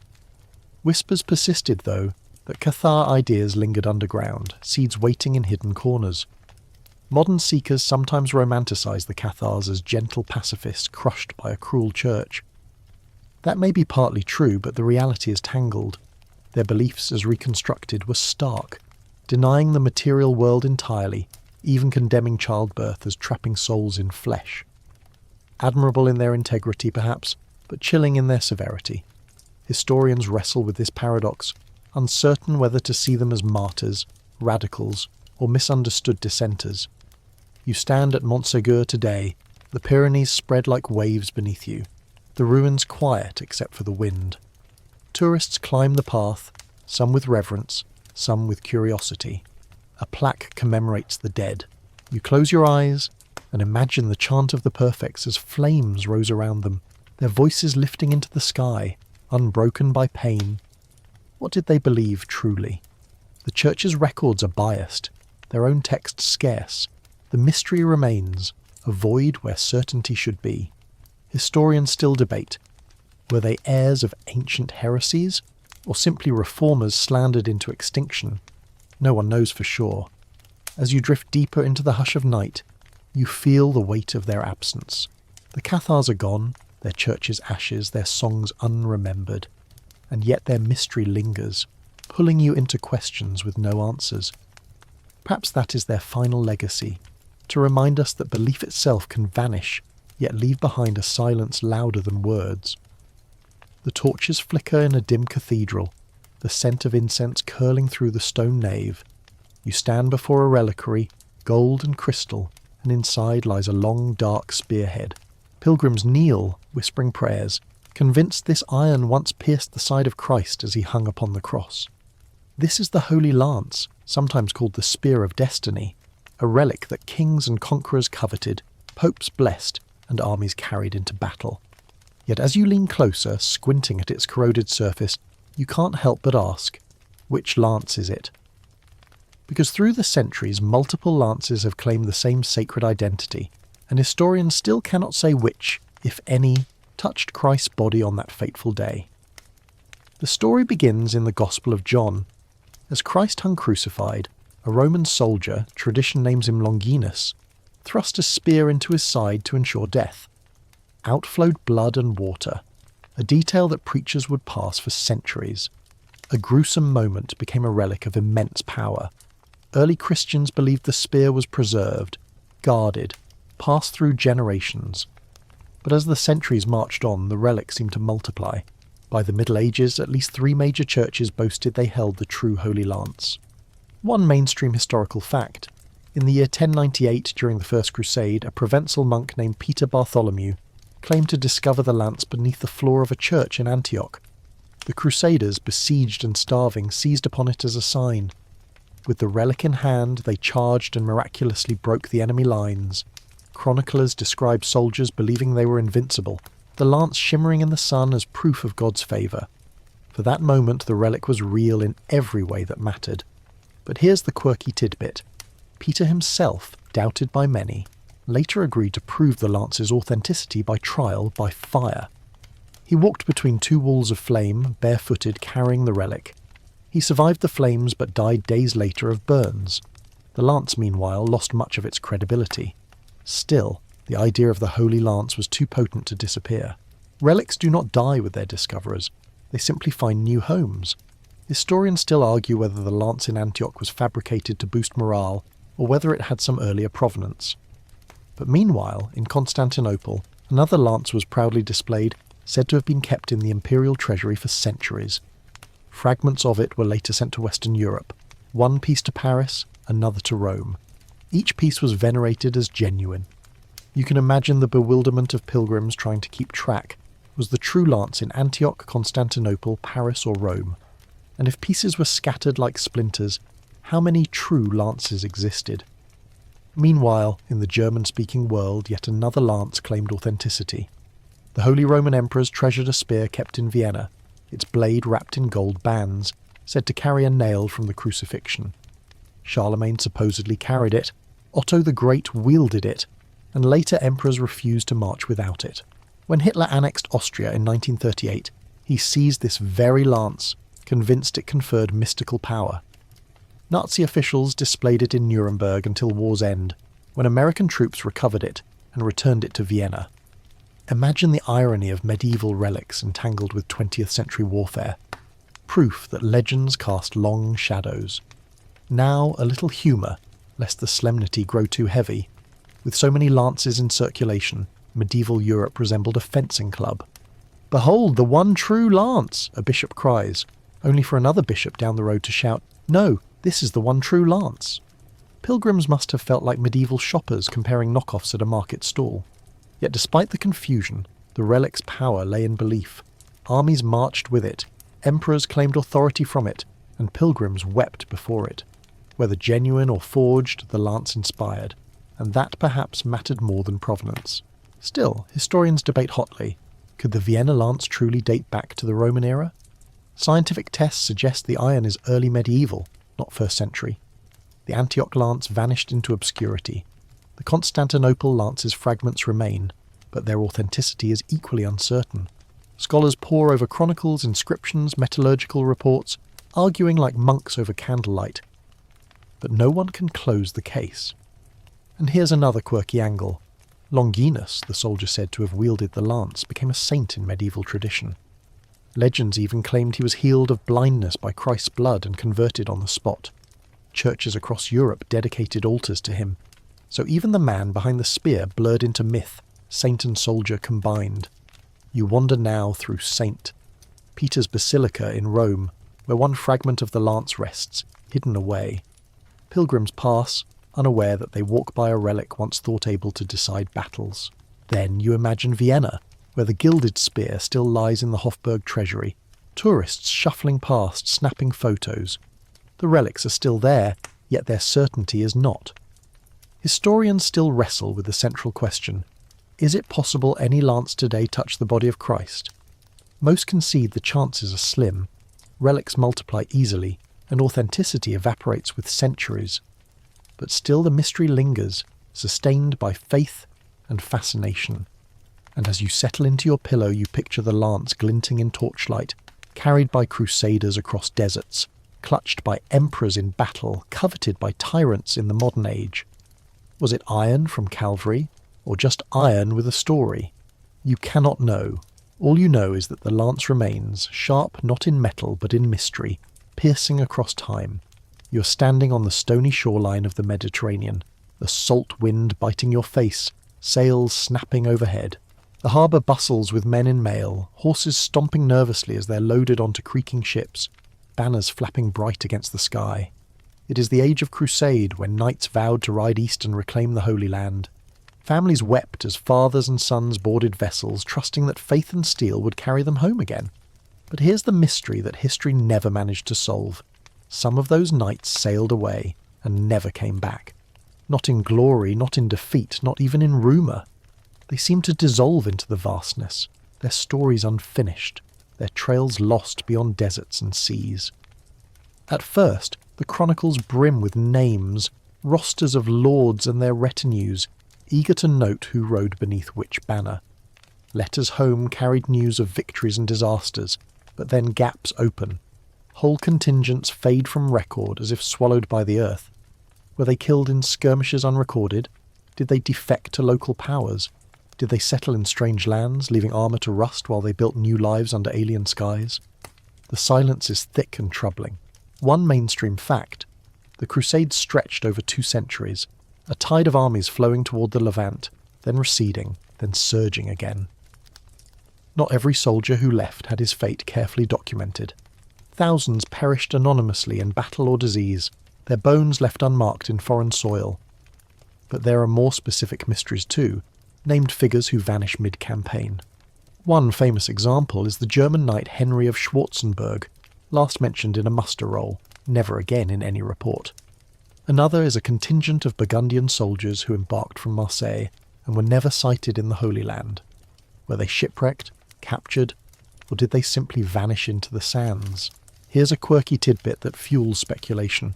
Some medieval rumours claimed lost knights had joined with Eastern rulers, even serving under Muslim emirs as mercenaries.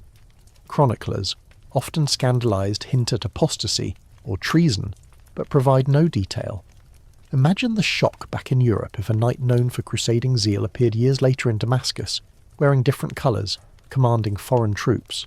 Did such things happen? Possibly, but the evidence is faint, like footsteps erased by wind. Historians still argue whether these vanishings represent true mysteries or simply gaps in record-keeping. Medieval documentation, after all, was patchy. Chroniclers loved grand battles and miracles, but often ignored the fate of common soldiers. Yet the vanishing of entire groups remains odd. Was it logistical error, or did some bands slip away intentionally, seeking fortune where Europe's lords could not see? Now, allow yourself a lighter thought amid this gloom. If you've ever lost track of friends on a night out, imagine misplacing 100 chainmail-clad knights. They were just here. Tall, loud, armoured. How do you lose a whole squad? Medieval commanders must have been pulling their hair out. Back in the Levant, traces of Europeans sometimes surface in strange places. Travellers reported seeing fair-haired men farming in Anatolia, or blue-eyed children in villages along trade routes. Were these remnants of crusaders who never returned? Did captured soldiers marry into local communities, their lineage blending until only the colour of eyes betrayed distant origins? It's speculation, but not impossible. The allure of these vanished knights lingers because of the way their absence unsettles. We expect neat endings, victory, martyrdom, or at least a grave. Silence is harder to accept. The Middle Ages, with its love of record and chronicle, still left shadows. Scholars continue to debate vigorously. Some argue the missing were swallowed by disasters, ships sunk by storms, caravans ambushed in deserts. Others see romance in the possibility that the knights carved out hidden kingdoms, echoes of legends like Prester John. Even modern writers indulge in theories. Lost crusaders found in communities deep in Asia, their faith preserved in secret chapels. Evidence is thin, but imagination thrives. Stand again at the harbour in your mind. Families cling to knights' hands, mothers press kisses on sons, and priests bless banners. The ships depart, white sails shrinking against the horizon. Weeks pass, months, years. No word ever comes. The families wait. Hope curdles into grief, and still no answers arrive. All that remains is absence, a hole in history. The ruins of castles in the Levant still whisper their names. You wander through broken walls at Acre or Antioch, the sea breeze rattling weeds between stones. Were some of the missing buried here, anonymous beneath rubble? Or did they walk away into deserts, never looking back? And so, as you lie tonight in the hush of your own room, the fan humming like distant surf, you feel the tug of their silence. The knights who never returned remain ghosts in armour, half glimpsed in the pages of chronicles, shadows on forgotten roads. Their story reminds you that sometimes the greatest mystery is not what we know, but what we never learn. Mist curls across a wide, empty plain. Sheep graze in the distance, their bells clinking softly, and larks wheel overhead. You wander through tall grass until the earth rises slightly, and there, half sunken, weathered, massive, stand stones arranged in rings. Some lean as though weary, some stand tall like sentinels, and all seem older than memory itself. Stone circles dot the British Isles and beyond, relics of deep prehistory. Yet in the Middle Ages, when farmers, priests and chroniclers stumbled upon them, no one could say who had built them or why. By then their true makers had long vanished, leaving the stones to be woven into folklore. Medieval people inherited these mute giants as mysteries, and they spun tales that historians still struggle to disentangle. The most famous, of course, is Stonehenge. Even in the 12th century, chronicler Geoffrey of Monmouth was scratching his head, trying to explain the circle. He decided the stones had been transported from Ireland by the wizard Merlin, who used magic and clever machinery to set them in place as a memorial to slain Britons. This is one mainstream fact. By the medieval period, Stonehenge was already a riddle. No one remembered its Neolithic builders, so stories filled the silence. Geoffrey's tale of Merlin and the stones became so influential that many medieval readers accepted it as history. But here's the quirky tidbit. Geoffrey claimed the giants of old first erected the stones in Africa, then moved them to Ireland, and finally Merlin shifted them to England. Imagine giants lugging monoliths across continents like bored children rearranging toys. It's a fanciful origin myth, but one that shows how medieval minds tried to explain the inexplicable. Historians still argue over how medieval communities interpreted these circles. Some scholars suggest peasants saw them as ancient pagan temples infused with dangerous power. Others argue they were treated simply as landmarks, their mystery ignored in daily life, yet ballads, saints' lives, and folklore repeatedly circle back to them. One story claims that dancers defied the Sabbath and were turned to stone mid-revelry, frozen forever in a circle. That legend clings to more than one stone ring, each dubbed the Dancing Stones. Imagine walking through a village field in the 13th century, stumbling upon a circle of weathered pillars. To your eyes steeped in Christian teaching, they might seem uncanny, monuments of giants, or proof of demonic trickery. Perhaps you whisper a prayer as you pass, unwilling to linger. Or perhaps, if you are a child, you dart inside the circle, daring fate, laughing as your friends shout warnings. Stone circles also became entangled with saints. Hagiographers tell of missionaries confronting pagan sites, blessing or toppling stones, sometimes repurposing them as Christian markers.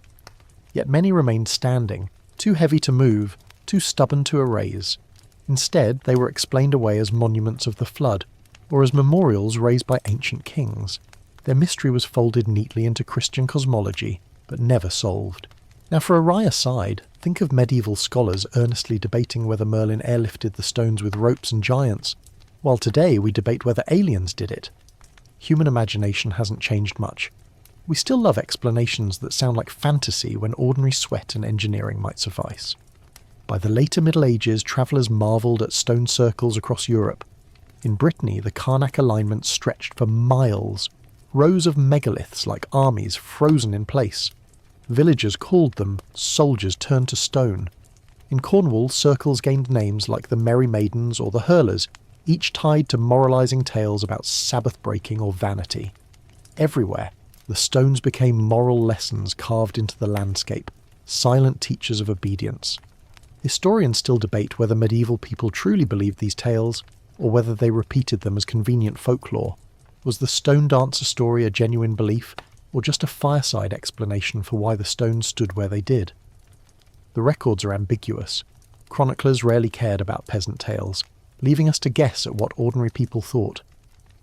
The circles therefore remain mysterious not only in origin but also in reception. And here's another curiosity. In some places, farmers chipped bits of stone for luck or ground them into powders as cures. Even without knowing who had built the circles, medieval folk sensed power in them, a residue of something ancient. The stones were too massive, too deliberate to be meaningless, so they became part of medicine, magic, and prayer alike. You wander through Stonehenge in your imagination. No crowds, no fences, just sheep grazing among the trilithons. A monk trudges by, clutching his cloak, muttering that this was surely the work of giants. Children chase each other in the grass, laughing among shadows cast by stones older than history. The silence presses down, the stones do not explain themselves, and so the circles remained mysteries into the Renaissance, and indeed into our own day. Archaeology tells us they were built millennia before Christ, aligned to solstices, used for rituals we can only guess. But medieval people did not know this. For them, the circles were unsolved puzzles stitched into folklore but never truly understood. So as you close your eyes tonight, imagine standing in a circle of ancient stones, twilight gathering, sheep bells tinkling. The air is heavy with silence, as though the stones themselves hold secrets just beyond reach. Did giants set them here? Did dancers freeze mid-step? Or are they simply monuments of forgotten hands, still doing their work of stirring wonder centuries later? No answer comes, only the weight of stone and the mystery of time. Snow falls soft and heavy, the flakes piling thick across hedgerows and barns. You're in Devon, England, in the winter of 1855, or so the official story goes, but close your eyes and let the scene blur. Because the mystery feels older than that. The night is hushed, white fields stretching to the horizon. Morning comes, and villagers rub sleep from their eyes, open doors to shovel paths, and then they freeze. Across the snow, stretching for miles, are tracks. Not human, not animal as they know it. Hoof-like imprints, small and neat, each spaced almost exactly the same, winding across fields, over rooftops, through locked gardens, even crossing rivers without pause. They look like cloven hooves, devil's hooves, and so the tale is remembered as the devil's footprints. Now, I know what you're thinking, but that's the 19th century, not the Middle Ages. True, Yet here's the twist. The fascination with hoofprints in snow, the idea of demonic marks carved mysteriously overnight, is far older. Medieval Europe teemed with stories of the devil leaving his signature in hoof-shaped tracks. Chroniclers in monasteries told of witches meeting horned figures whose cloven steps burned into the earth. Folklore spread that the devil could be known by the marks he left behind, marks no frost or rain could erase. So when the Devon prints appeared in 1855, people instantly reached for the oldest framework they knew. Satan had walked in their midst. In that sense, the tale belongs just as much to medieval mystery as to Victorian curiosity. One mainstream fact: cloven hoofprints were a stock symbol of the devil by the 13th century. Artists painted demons with goat legs. Preachers thundered about hoofed monsters luring souls astray, and villagers swore they had seen suspicious tracks leading into forests or circling barns after witch gatherings. The idea was common currency, but here's the quirky tidbit that delights storytellers. In some medieval accounts, people claimed the devil's tracks could be used to trick him. Sprinkle holy water into the prints, and the devil would stumble when he next walked. Or, this one's my favourite, if you filled the tracks with ale, you could lure him back and force him to drink until dawn, trapping him until cockcrow freed you. Picture it. Farmers crouched in the snow, pouring beer into hoof marks, muttering, "This'll show old Nick." Folklore never lacked imagination. Historians still argue what actually happened in Devon in 1855. Some blame hopping rodents, others suggest badgers, kangaroos, yes, really, or atmospheric phenomena that cracked snow in neat patterns. Skeptics point to pranksters with stilts. Yet no single explanation convinces everyone, and the debate endures. In the medieval mindset, however, such rationalizations would hardly matter. To them, mysterious tracks in the snow belong not to badgers but to forces beyond human control. Imagine being a peasant in the 14th century, waking to find hoofprints circling your cottage, pausing at the threshold of your door. Your stomach clenches. Did the devil himself peer in at your sleeping family? Did he pause to consider before moving on? No wonder people told such stories with a shiver. And here's a playful aside for you. Think about your own winter mornings. You drag yourself outside, coffee in hand, to shovel snow, and suddenly notice strange footprints crossing your yard. Wouldn't your imagination leap just as quickly, even now, to something uncanny? It seems the human mind is wired to fear what it cannot explain, especially when it appears neatly carved in the innocent whiteness of snow. Back in medieval sermons, preachers leaned on such imagery heavily. They thundered about how Satan prowled the world, his hooves striking marks into snow and mud alike. Villagers nodded, recalling stories of tracks glimpsed at crossroads, or near sites where witches gathered. Some even claimed to follow them into caves that stank of brimstone, though conveniently, the devil always slipped away before he could be caught. Historians debate whether the Devon case was an outlier, or simply a modern eruption of an old folk motif. Were people in 1855 recycling medieval fears, or did something truly odd happen that snowy night? The records show tracks stretching some 100 miles, impossible for any natural animal. Skeptics raise eyebrows, believers whisper, and the snow long ago melted. But the fascination remains. Today, in Devon villages, the tale still surfaces by firesides. Some shrug and call it nonsense. Others lean closer, lowering voices, insisting their grandparents swore it true. The hoofprints stretched across roofs, across rivers, through locked gardens, like a map drawn by something that did not care about walls or fences. That impossibility is what sticks. As you listen in the dark tonight, you can almost hear the crunch of snow beneath unseen feet, each step measured, deliberate, alien. The path winds away into the distance, and you dare not follow. Historians still cannot say whether the footprints were hoax, animal, or miracle of weather. Explanations keep circling, none fully satisfying. And so the tale joins that great cabinet of mysteries the Middle Ages loved. Signs and wonders that slip through rational nets. Close your eyes now. The snow falls steadily, blanketing fields, muting every sound. In the morning, when you wake, will you see ordinary tracks of foxes and sparrows? Or will you find a trail of hooves leading straight to your door, then vanishing into silence? Candlelight flickers in the scriptorium. You lean over a great leather-bound book, its pages thick vellum, its colours still bright though the centuries have dulled the world outside. Inside, the beasts parade, lions with solemn faces, Unicorns dainty as deer, pelicans stabbing their own breasts to feed chicks with blood, elephants lumbering beneath howdahs that look suspiciously like medieval castles.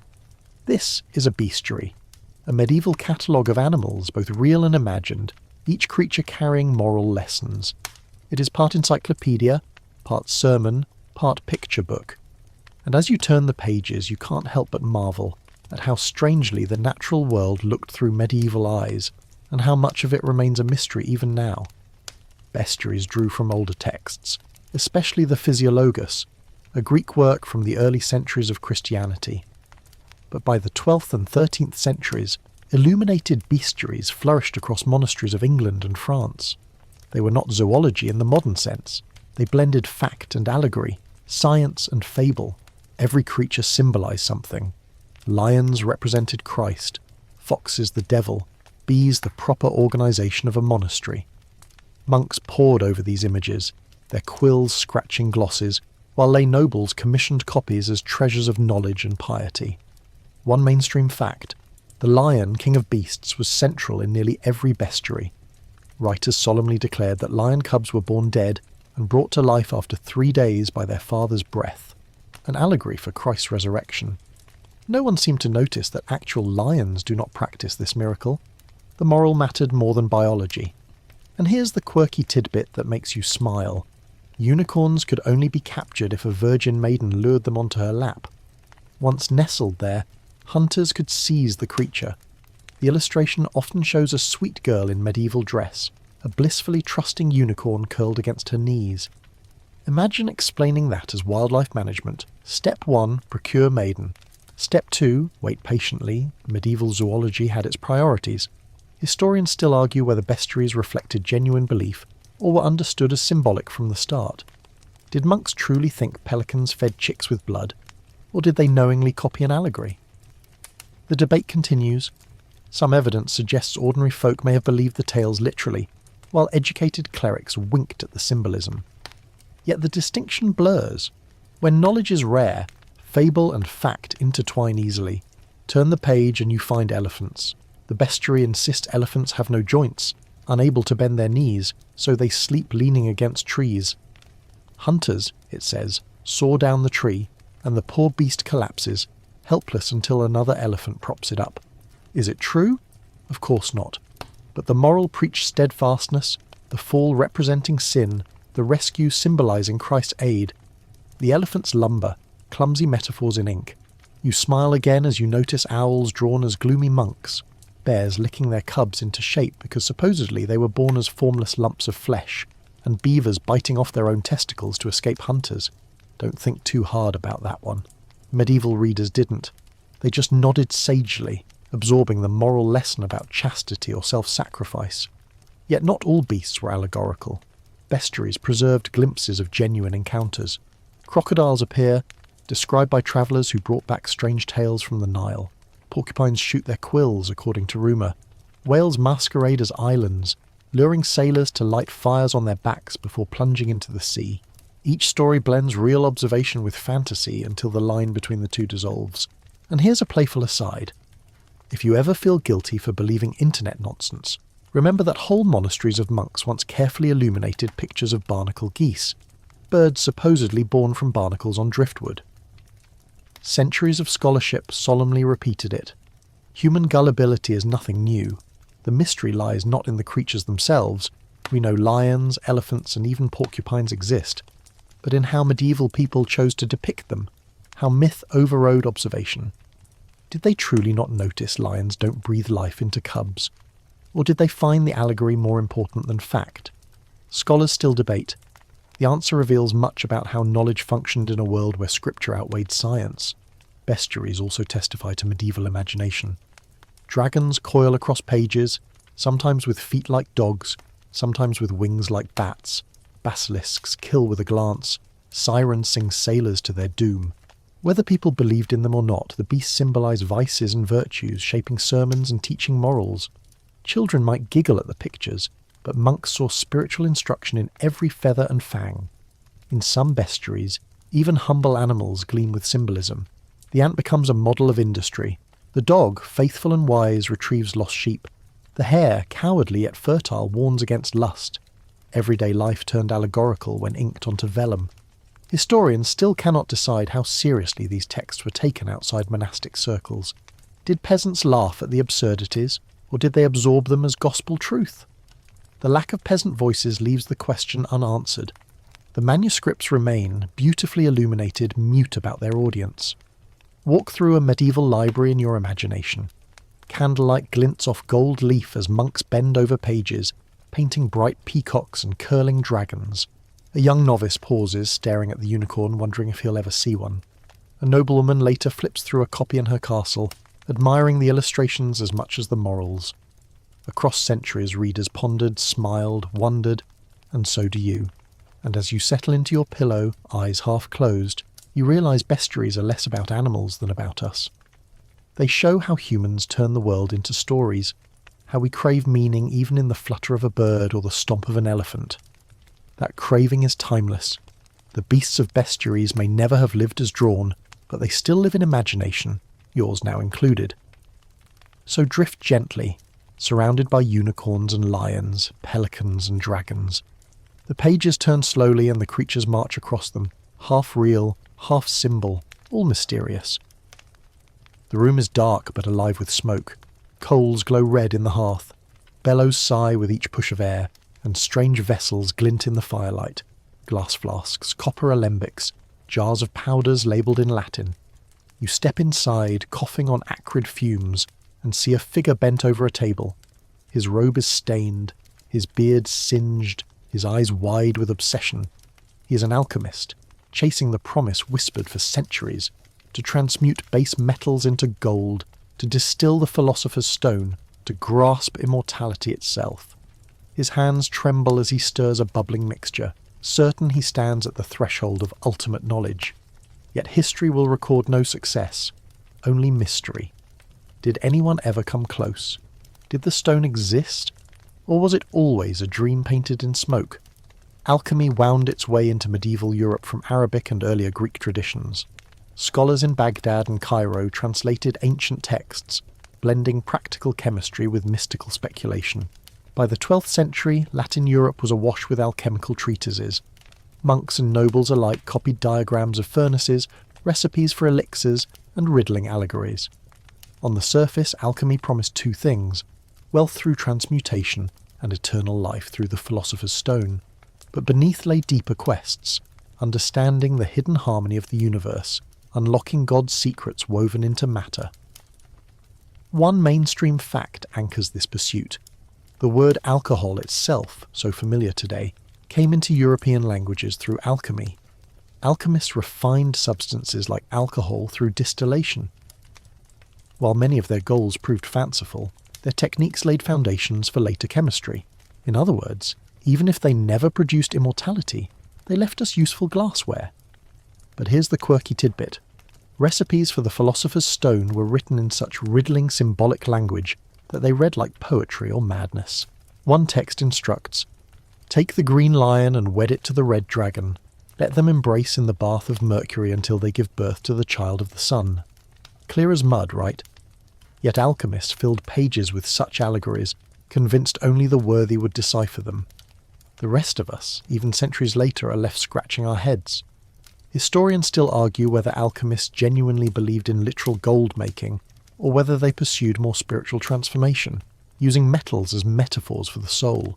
Some see them as proto-scientists, experimenting with real substances.